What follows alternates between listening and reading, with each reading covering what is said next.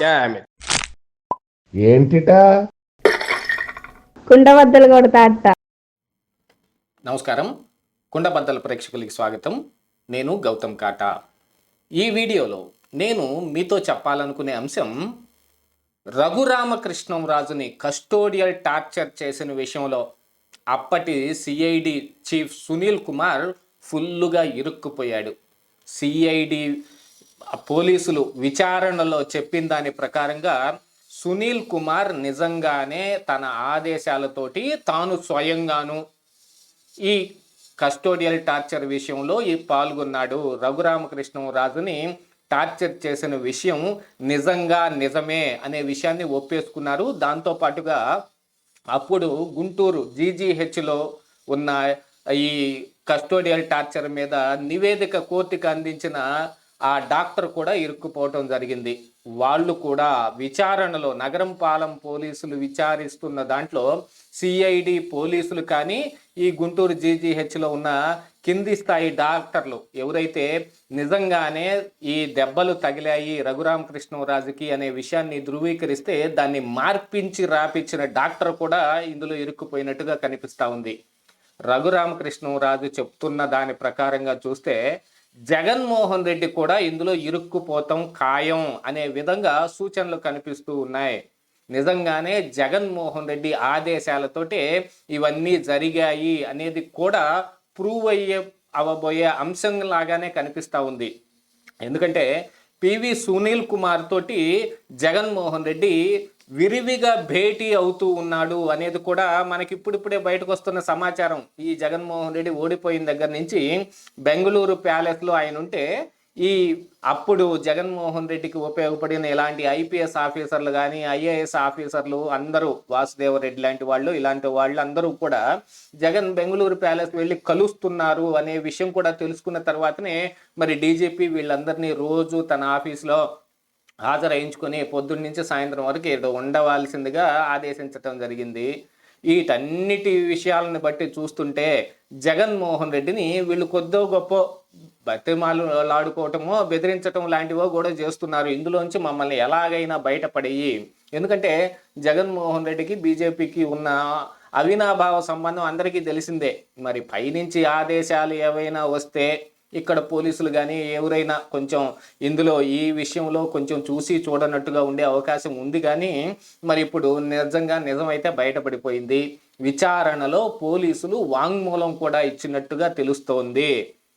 ఈ సిఐడి చీఫ్గా ఉన్న సునీల్ కుమార్ ఆదేశిస్తే తాము అర్ధరాత్రి రఘురామకృష్ణంరాజుపై దాడి చేసిన విషయాన్ని, అంటే ఆయన్ని కస్టడీలో తీసుకొని ఆయనని హింసించిన విషయాన్ని వాళ్ళు బయట పెట్టేశారు.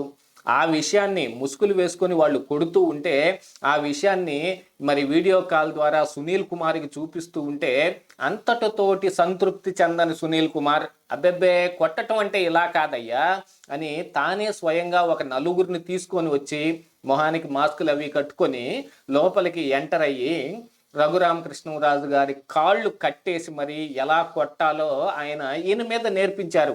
అదేదో సినిమాలో కూడా ఉంటుంది. ఇలా 3rd డిగ్రీ చేయటం ఎలాగా, ఐసు పెట్టడం ఎలాగా, గోల్డ్ పీకటం ఎలాగా అనేది ఒక సినిమాలో కామెడీగా చూపిస్తే దాన్ని నిజంగా పివి సునీల్ కుమార్ నిజం చేసి చూపించాడు. నలుగురిని తీసుకొచ్చి ఈ పోలీసులందరికీ నేర్పాడు. ఇదిగో ఇది కొట్టడం అంటే ఎలా ఉండాలి అనే విషయాన్ని పోలీసులకి ఈయన మీద నేర్పించారు. మరి అలా నేర్పించినప్పుడు ఇలా ఇరుక్కుపోక ఏం చేస్తాడు? ఇవన్నీ ఎందుకు చేశాడు అనేది అసలైన కారణం, మోటో అదే. జత్వానీ కేసులో కానీ లేదు వివేకానంద రెడ్డి హత్య కేసులో కానీ ఎందులోనైనా సరే ఏ విషయమైనా ఎందుకు జరిగింది అనే విషయాన్ని కూలంకషంగా బయట తీయాల్సిందే కదా.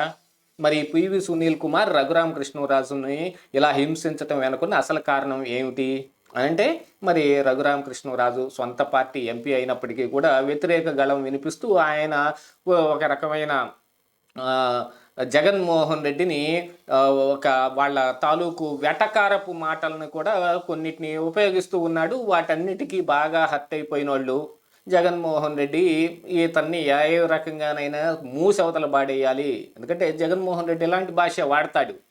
నేను దేశంలో లేకుండా లండన్ వెళ్ళిన సమయంలో పోలీసులు చంద్రబాబు నాయుడిని ఎత్తేశారు. ఇలాగనే కదా మాట్లాడతాడు ఆయన. ఆయన రకంగా చూపించాలంటే మన తడాకా ఏంటో చూపించాలి, ఈయన మూసవతల పాడేసేయాలి అని ఏదో చెప్పుంటాడు. ఈ పివి సునీల్ కుమార్ కూడా జగన్మోహన్ రెడ్డి అడిగిందే తడువు, లేకపోతే అసలు ఆయన చెప్పాల్సిన పని కూడా లేదు. ఆయన రేత్రి పడుకొని కలగన్నా కూడా పివి సునీల్ కుమార్కి తెలిసిపోయిద్ది. ఖచ్చితంగా రఘురామకృష్ణరాజుని బర్త్డే రోజునే, ఆయన పుట్టినరోజు నాడే తీసుకొచ్చి ఈ టార్చర్ని ఆయనకు చూపించడం జరిగింది.